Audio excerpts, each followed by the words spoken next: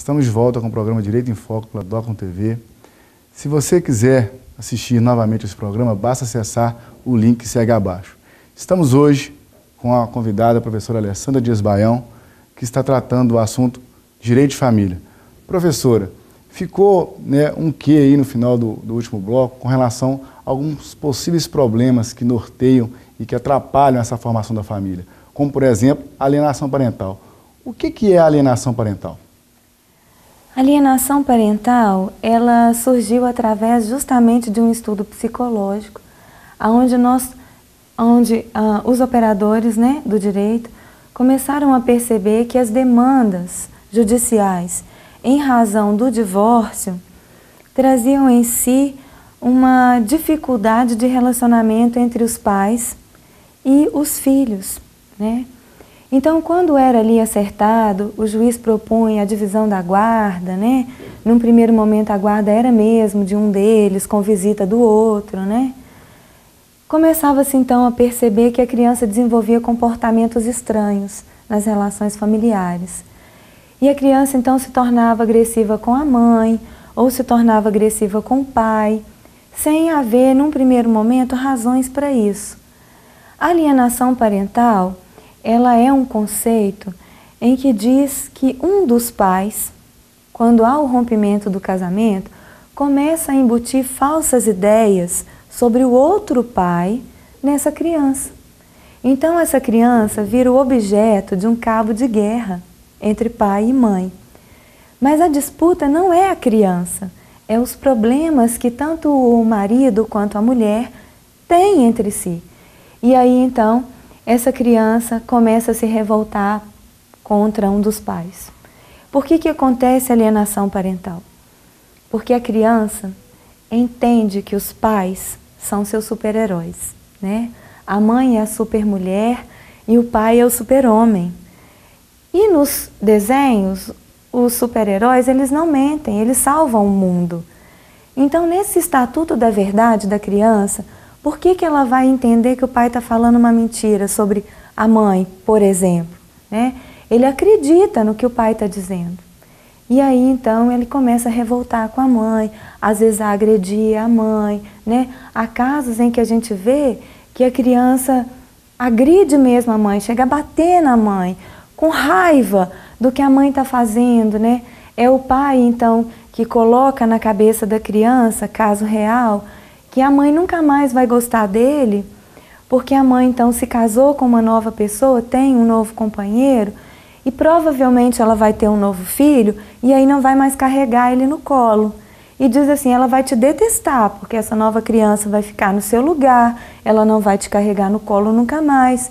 E aí então a criança, durante a noite, com uma tesoura, ofende os braços da mãe, Esse é o auge da alienação parental. É um lugar que o legislador não quer deixar chegar. Então a lei existe para dizer, olha pai, olha mãe, se você tem um problema entre vocês, resolvam entre vocês. Essa criança não merece tanto sofrimento. Ela não é a diretriz dos seus problemas, ou pelo menos não pode ser, Então, entenda que acabou o relacionamento, mas o que permanece é o filho, e é em razão do melhor interesse dele, da criança, é que a lei então foi feita. E o que um pai ou uma mãe que percebe, que acaba percebendo uma situação como essa, o que ele deve fazer numa situação como essa? Sim, há meios judiciais para ele evitar a alienação parental. Então diz lá a lei que ele pode entrar com um processo específico para verificação da existência dessa alienação parental, Então o juiz vai traçar uma série de raciocínios, inclusive com a elaboração de alguns relatórios pela psicologia, pela assistência social que vai acompanhar diretamente essa família, para verificar se existe ou não a alienação. Caso exista, a lei traz então um rol de possibilidades de consequências jurídicas, que vai então desde o tratamento psicológico de toda essa família, o acompanhamento muito aproximado do assistente social nesse contexto, para fazer várias verificações, mas pode chegar ao contexto da suspensão do poder familiar, ou seja, essa criança é retirada temporariamente da seara dos pais, para que os pais se tratem, para que a mãe se trate, para que o filho se trate e depois a família então será reagrupada. Entendendo então nos estudos psicológicos que se os pais adoeceram de alguma forma e adoeceram então a criança, todos eles precisam ser tratados separadamente, né? E aí quando essa família se reestruturar, o juiz então determina que o poder familiar seja restabelecido. Nós estamos em favor da família. Não entenda, né, você aí telespectador, o meu aluno, né, não entenda que a lei é contra a família, né? A Constituição entende que essa família é a sustentação da sociedade. Portanto, a gente só está dizendo, vamos dar um tempinho para vocês se cuidarem, né? E estando saudáveis novamente, então sejam uma família aí para nos ajudar, né, na formação dessa sociedade plena. Outro problema que nós temos é a questão dos alimentos. Quem deve prestar os alimentos e até qual idade se deve prestar os alimentos?